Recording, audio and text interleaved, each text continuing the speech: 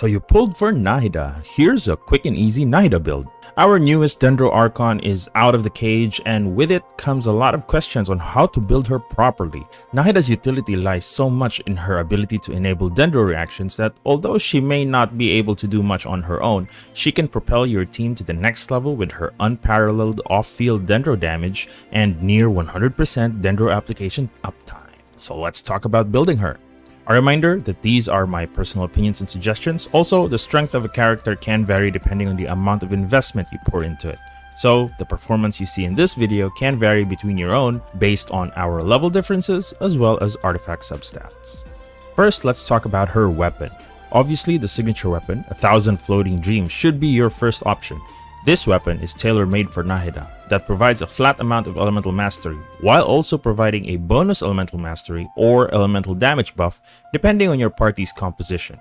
In most cases though, Nahida will probably be the only Dendro unit in the team, so you can expect that elemental damage buff to stack to its max 3 stacks. If you don't have the signature weapon, I would suggest you pick a critical based weapon depending on your substats. Choose either a Solar Pearl or a Widsith. If you're a free-to-play player, the Mapamari and Fruit of Fulfillment are all usable for Nahida. For artifacts, go with the 4-piece Deepwood Memory Set.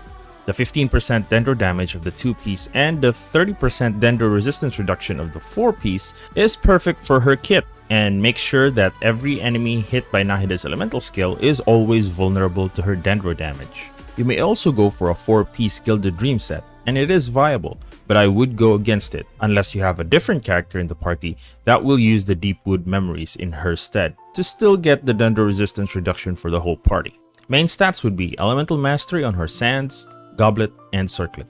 For constellations, obviously the higher the better, but she spikes in power at C1 where the buff from her burst gets a +1 from the party member type, C2 where it can allow reactions that do not crit such as Burn, Bloom, Hyper Bloom, and Burgeon to actually crit, and C6 which basically increases the scaling of her elemental skill to deal even more damage. For talents, focus on the elemental skill first, with the next priority being the burst, and lastly, normal attack.